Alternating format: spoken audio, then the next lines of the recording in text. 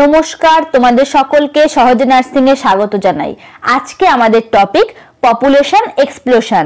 বর্তমানে আমাদের দেশের কিন্তু খুব সিরিয়াস একটা প্রবলেম হচ্ছে পপুলেশন এক্সপ্লোশন। এই জিনিসটা কি? এই যে অত্যাধিক হারে, দ্রুত হারে এবং অত্যাধিক পরিমাণে যে আমাদের জনসংখ্যা বৃদ্ধি পাচ্ছে, এটাই কিন্তু পপুলেশন এক্সপ্লোশন।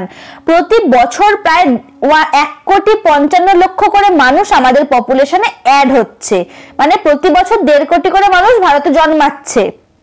1901 সালে তখন আমাদের কিন্তু ভারত, ইন্ডিয়া, বাংলাদেশ ভাগ হয়নি। অবিভক্ত ভারতের জনসংখ্যা কত ছিল? 23.8 কোটি। আর বর্তমানে মানে 2010 সালের গণনা অনুযায়ী ভারতের জনসংখ্যা 130 কোটি। এখন 2023 শেষ হতে চললো, তার মানে আর এই 13 বছরে আরো কতটা বেড়ে গেছে বুঝতেই পারছো। তো যেখানে 1901 ছিল 23.8, সেখানে 2010 হয়ে গেছে 130 কোটি। মানে লাস্ট 100 বছরে আমাদের জনসংখ্যাটা কতটা বেড়েছে ভাবতে পারছো? শুধু যে ভারতের জনসংখ্যা বাড়ছে তা কিন্তু নয়, ভারতের সাথে সাথে গোটা পৃথিবীরই কিন্তু জনসংখ্যা বাড়ছে। গোটা পৃথিবীতে প্রতি বছর 8 কোটি করে জনসংখ্যা বাড়ছে, তার মধ্যে 1.5 কোটি বাড়ছে শুধুমাত্র ভারতেই। তো গোটা পৃথিবীতে যা বাড়ছে তার 1/5 কিন্তু পরিমাণ শুধুমাত্র ভারতেই বৃদ্ধি পাচ্ছে। তো ভারতের কিন্তু এটা খুব বড় একটা প্রবলেম। সব থেকে জনসংখ্যা বেশি চীনের, তারপরে দ্বিতীয় স্থানে কিন্তু আছে আমাদের ভারত। এটা কিন্তু গর্ব করার বা খুব ভালো বিষয় না, এটা কিন্তু আমাদের কন্ট্রোল করতে হবে। চলো দেখা যাক ডেফিনেশন। পপুলেশনের ডেফিনেশন কি? A group of people or animals of a particular kind that live in a space. একটা গ্রুপ অফ পিপল, কিছু মানুষের একটা গ্রুপ বা একই ধরনের একই প্রজাতির একটা অ্যানিমেলের গ্রুপ যখন একই সাথে একটা জায়গায় বসবাস করছে, তখন সেই পপুলেশন গ্রুপটাকে কি বলছে? পপুলেশন। মানে একই প্রজাতির কিছু মানুষ বা কিছু পশু একসাথে একই জায়গায় বসবাস করলে সেটা হচ্ছে পপুলেশন। এক্সপ্লোশন কি? A sudden and very fast increase, হঠাৎ করে এবং অতি দ্রুত হারে কিছু বৃদ্ধি পাওয়া, সেটাই হচ্ছে এক্সপ্লোশন। তো পপুলেশন এক্সপ্লোশন একসাথে কি হচ্ছে? The rapid growth of world's population over the past 100 years result from a difference between the rate of birth and the rate of death. অত্যাধিক হারে গোটা লাস্ট 100 বছরে আমাদের গোটা পৃথিবীতে যে জনসংখ্যাটা বৃদ্ধি পেয়েছে, যেটার ফলে কি হচ্ছে? জন্মহার এবং মৃত্যুহারের একটা ডিফারেন্স তৈরি হয়েছে। এটা হচ্ছে আমার পপুলেশন এক্সপ্লোশন। তো এটা কেন হচ্ছে? এর কারণগুলো কি? দুটো কারণে আমার পপুলেশন এক্সপ্লোশন হচ্ছে। একটা হচ্ছে হাই বার্থ রেট, মানে অনেক বেশি সংখ্যায় মানুষ জন্মগ্রহণ করছে, জন্মহারটা অনেক বাড়ছে। আর একটা হচ্ছে ডিক্লাইনিং ডেথ রেট, মানে মানুষের মৃত্যুর হারটা অনেক কমে গেছে। তো দেখা যাক জন্মের হারটা বৃদ্ধি পাওয়ার কারণ কি কি। আর্লি ম্যারেজ, আমাদের ভারতে কিন্তু এখনো মানুষ অনেক কম বয়সে বিয়ে করে নেয়। তো কম বয়সে বিয়ে করছে মানে সে অনেক বেশি দিন পর্যন্ত বাচ্চা নিতে পারছে। নেক্সট কি? আর্লি পিউবার্টি, আমাদের ভারতে মোটামুটি 8 থেকে 12 বছরের মধ্যে একটা মেয়ে পিউবার্টি এজে পৌঁছে যায়, তো এবং তাড়াতাড়ি বিয়েও করে নেয়। তো এটার একটা জন্মহার বৃদ্ধির একটা কারণ। লো স্ট্যান্ডার্ড অফ লিভিং, এখানে স্ট্যান্ডার্ড অফ লিভিংটা অনেক লো, যার ফলে মানুষ যে বেশি বাচ্চা নিতে নেই বা কন্ট্রোল করতে হয়, এইগুলো তাদের মধ্যে আসে না। লো লেভেল অফ এডুকেশন, সব থেকে বড় কথা এখানে এডুকেশনের অনেক অভাব আছে। মানুষ জানেই না যে কোনটা ঠিক, কোনটা উচিত, কোনটা করা উচিত নয়। তো তারা ওই জন্য এডুকেশনটা প্রচন্ড লো। ইগনোরেন্স অফ ফ্যামিলি প্ল্যানিং, বলা হয় যে একটা বাচ্চা নেওয়ার পর দ্বিতীয় বাচ্চা নেওয়ার মাঝখানে মিনিমাম 5 বছরের গ্যাপ রাখা উচিত, বা বেশি বাচ্চা নেওয়া ভালো না। সেগুলোর জন্য যে বিভিন্ন ফ্যামিলি প্ল্যানিং মেথড আছে, তো সেইগুলোকে কিন্তু ভারতের মানুষ প্রচন্ড ইগনোর করে, সেগুলো তারা ব্যবহার কিছু করে না, তার ফলে জন্মের হার বাড়ছে। More children mean more help for work, এখনো পর্যন্ত ভারতের বহু মানুষের মধ্যে এই মেন্টালিটি আছে যে যদি আমার অনেকগুলো বাচ্চা হয় তারাও পরে কাজ করবে, তো বেশি রোজগার হবে বা সেটা আমার সংসারে কাজে লাগবে। কিন্তু এটা একদমই ভুল ধারণা। অনেকগুলো বাচ্চা সে বড় হয়ে চাকরি করে রোজগার করবে সেটা তো অনেক দূরের কথা, আগে তো তাকে ঠিকঠাক ভাবে মানুষ করতে হবে, তার জন্য তো আর্থিক বলো সবকিছুরই প্রয়োজন। তো এই একটা ভুল ধারণা আছে। ল্যাক অফ সেক্স এডুকেশন, মানুষ এখনো সেক্স নিয়ে কথা বলতে ওপেনলি লজ্জা পায়, তো সেক্স এডুকেশনের প্রচন্ড অভাব আছে। আর পলিগ্যামি, অনেক মানুষ আছে ভারতে যাদের একাধিক বউ আছে। তো একটা মানুষের যদি অনেকগুলো বউ থাকে তো একটা মানুষের তো অনেকগুলো বাচ্চা হচ্ছে, তো যার ফলে আমার জনসংখ্যাটা বৃদ্ধি পাচ্ছে। আর কি আরেকটা আমাদের পপুলেশন এক্সপ্লোশনের কারণ হচ্ছে মৃত্যুর হারটা কমছে। তো সেটা কেন হচ্ছে? মাস কন্ট্রোল ডিজিজ, কোন ডিজিজটা এখানে কিন্তু খুব ভালোভাবে আমরা কন্ট্রোল করে নিচ্ছি।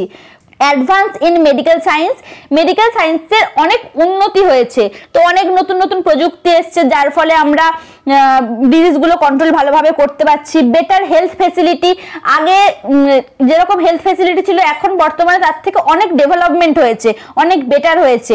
তার জন্য impact of national health programme, বিভিন্ন ডিজিজগুলো কন্ট্রোল করার জন্য যে আমাদের ন্যাশনাল হেলথ প্রোগ্রাম আছে বিভিন্ন, সেইগুলো কিন্তু কাজে দিচ্ছে। সেইগুলোর ফলে আমরা ডিজিজগুলোকে কন্ট্রোল করতে পারছি, ইরাডিকেট করতে পারছি।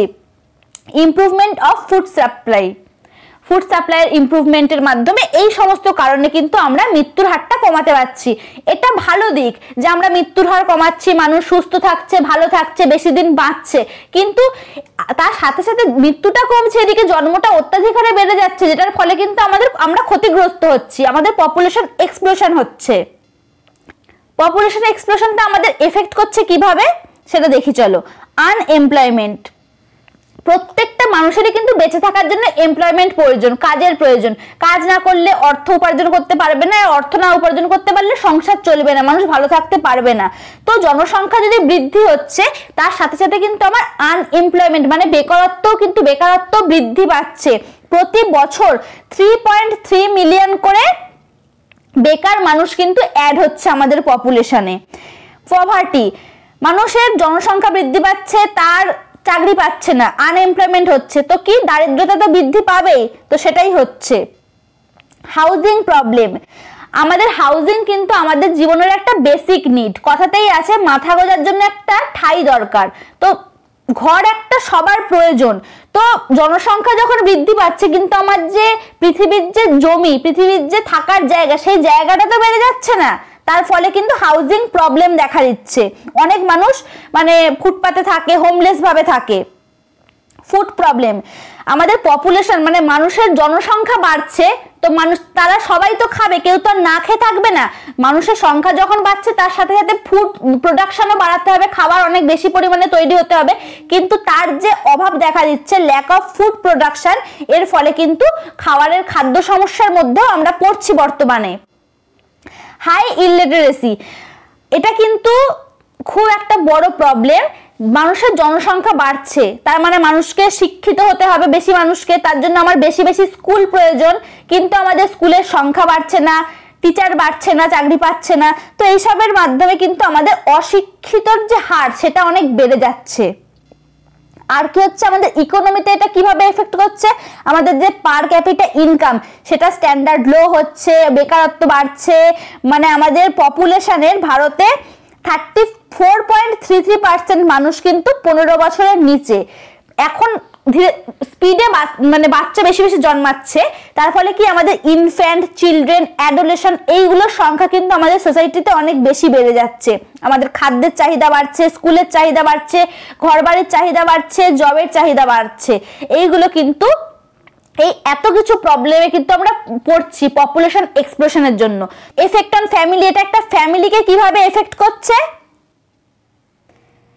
আমাদের ভারতের কিন্তু বেশিরভাগ পরিবারের কিন্তু আর্থিক যে কন্ডিশন, তাদের ইনকাম কিন্তু খুব সামান্য, লো, কিন্তু তাদের যদি পরিবারের জনসংখ্যা বাড়ে, ধরো একটা বাড়িতে একটা মানুষ ইনকাম করছে এবং তার বাড়িতে ধরো 6টা মানুষ, তো একটা মানুষের পক্ষে 6টা মানুষকে চালানো, তাদের যে ঠিকঠাক ভাবে শিক্ষা দেওয়া, খাওয়া দেওয়া, জামা কাপড় দেওয়া, সেইগুলো কিন্তু ঠিকঠাক ভাবে হবে না, তো স্ট্যান্ডার্ড অফ লিভিংটা অনেক লো হয়ে যাচ্ছে। তো এটা কিন্তু আমাদের প্রত্যেকটা ফ্যামিলিকে এফেক্ট করছে। এফেক্ট অন মাদার, বাচ্চাটাকে কিন্তু শারীরিকভাবে জন্ম তো দিতে হচ্ছে একটা মাকে, তো একটা মা যদি বারবার প্রেগনেন্ট হয় সেটা কিন্তু তার নিজের শরীরের পক্ষে অনেকটা খারাপ। অ্যাডভার্স এফেক্ট হিসাবে কিন্তু সেই মাটার অ্যানিমিয়া হতে পারে এবং সে ইনফেকশন হওয়ার চান্স সেই মায়ের অনেক বেশি বেড়ে যাবে, মায়ের মৃত্যু পর্যন্ত হতে পারে। তো এটা একটা মায়ের শরীরের পক্ষেও কিন্তু খুব প্রভাব ফেলছে। এবার আমরা কন্ট্রোল কিভাবে করব, পপুলেশন এক্সপ্লোশনটা যে হচ্ছে তার ফলে আমরা এত সমস্যায় পড়ছি, সেটা আমাদের কন্ট্রোল তো করতে হবে যে কোনো ভাবে। সেই কন্ট্রোলটা কিভাবে আমরা করতে পারি দেখো, সোশ্যাল মেজার্স কি কি আছে? Increase minimum age of marriage, মানে বিয়ে হওয়ার সব থেকে কম যে মিনিমাম এজ সেটাকে অনেক বাড়িয়ে দিতে হবে। ধরো কথার কথা বলছি, একটা 14 বছর বয়সে একটা মেয়ে ধরো 14 বছর বয়সে বিয়ে করছে, তো সে 14 বছর থেকে 45 বা 50 বছর অব্দি সে অনেকগুলো বাচ্চা নিতে পারছে। কিন্তু সেই মানুষটাই যদি একটা মানুষ যদি 30 বছর বয়সে বিয়ে করে, তো 30 বছর থেকে সে 45 বা 50 বছরের মধ্যে কিন্তু অনেকটা বাচ্চা জন্ম দেওয়ার, তার বাচ্চার সংখ্যাও কিন্তু অনেক কমে যাচ্ছে। তো বিয়ের বয়সটা বাড়িয়ে দিতে পারি। আমাদের সমাজে মেয়েদের স্ট্যান্ডার্ডটা অনেক হাই করতে পারি। এখনো অনেক পরিবারে আছে যে যেখানে মেয়েদের কথা চলে না, মানে মেয়েটা ধরো চাইছে না বাচ্চা নিতে, কিন্তু তার কথার কোনো দাম নেই। তো মেয়েদের স্ট্যান্ডার্ডটা হাই করার মাধ্যমে কিন্তু যাতে তারও ইচ্ছার একটা দাম থাকে, সেটা হতে পারে স্প্রেড অফ এডুকেশন, মানে মোস্ট ইম্পর্টেন্ট, মানে এডুকেশন স্প্রেড করতে হবে, মানুষকে শিক্ষিত হতে হবে যাতে তারা বুঝতে পারে এটা ঠিক নয়, এটা আমরা কতটা ক্ষতিকর। ইনক্রিজিং রিক্রিয়েশনাল ফেসিলিটি, মানুষের আনন্দ দেওয়ার জন্য, তাদের আমোদের জন্য অনেক রকম ফেসিলিটি করতে হবে। ধরো তারা সিনেমা সিরিয়াল দেখা বা ঘুরতে যাওয়া, মানুষকে আরো অনেক কিছুর মধ্যে বিজি রাখতে হবে যাতে মানুষের জীবনে শুধুমাত্র সেক্স, বাচ্চা এইগুলো ছাড়াও আরো অনেক কিছু থাকে, অনেক কিছু ভাবে তারা যাতে আনন্দ পেতে পারে। লিবারেল লস রিগার্ডিং অ্যাবর্শন নিয়ে লিবারেল লস তৈরি করতে হবে যাতে মানুষ চাইলে অ্যাবর্শন করাতে পারে বা সেটা কিন্তু ল মেনে। Implement programs for motivating and encouraging population control, population কন্ট্রোলের জন্য বিভিন্ন প্রোগ্রাম করতে হবে মানুষকে মোটিভেট করার জন্য এবং এনকারেজ করার জন্য। Making arrangement for effective implementation of family welfare programme, family welfare প্রোগ্রামে ঠিকঠাকভাবে ইমপ্লিমেন্টেশন যাতে হয় সেটা অ্যারেঞ্জ করতে হবে যাতে মানুষ বেশি করে ফ্যামিলি প্ল্যানিং মেথড এগুলো ইউজ করে, এগুলো সম্পর্কে মানুষ জানে এবং বার্থ রেটটা আমরা কন্ট্রোল করতে পারি। ইকোনমিক মেজার্স কি কি? মোর এমপ্লয়মেন্ট অপরচুনিটি, মানুষের জনসংখ্যা যেহেতু বাড়ছে তাই জন্য এমপ্লয়মেন্ট অপরচুনিটি অনেক বেশি বাড়াতে হবে যাতে আমরা আনএমপ্লয়মেন্টটা কমাতে পারি। Development of agriculture and industry, আমাদের যে কৃষি ক্ষেত্রে এবং ইন্ডাস্ট্রিতে অনেক ডেভেলপমেন্ট করতে হবে, যে কারণ মানে আমরা যে প্রবলেমে পড়ছি সেই প্রবলেমগুলো সলভ করলেই তো কন্ট্রোল মেজার হয়ে যাচ্ছে। তো আমাদের খাদ্যের সমস্যা হচ্ছে, জবের সমস্যা হচ্ছে, তার জন্য আমাদের এগ্রিকালচার ডেভেলপমেন্ট করতে হবে, ইন্ডাস্ট্রি ডেভেলপমেন্ট করতে হবে। ইনক্রিজ স্ট্যান্ডার্ড অফ লিভিং, মানুষের স্ট্যান্ডার্ড অফ লিভিংটা ইনক্রিজ করতে হবে। আর আরবানাইজেশন জিনিসটা খুব একটা ভালো না হলেও সেটা করতে হবে, সেটা উপায় নেই। ধরো একটা বাড়িতে যদি কেউ একটা বাড়ি তৈরি করেছে, বাড়িতে ধরো 4 জন থাকে, কিন্তু সে একই জায়গায় যদি একটা ফ্ল্যাট তৈরি হয় তো সেই বাড়িটাতে 40 জন তো থাকতে পারবে। তো আমাদের যে হাউজিং প্রবলেম হচ্ছে সেটা আমরা কিছুটা হলেও সলভ করতে পারবো। তো আরবানাইজেশন। আদার্স আর কিভাবে কন্ট্রোল করতে পারি? Late marriage, self control, use of family planning methods, publicity, এই সমস্ত মাধ্যমে কিন্তু আমরা পপুলেশন এক্সপ্লোশনটা একটু হলেও কন্ট্রোল করতে পারি। তো এই ছিল আমাদের আজকের টপিক। ভিডিওটা পুরোটা দেখার জন্য অনেক থ্যাংক ইউ। ভালো লাগলে চ্যানেলটা সাবস্ক্রাইব করে দিও, লাইক করে দিও আর শেয়ার করে দিও। Thank you.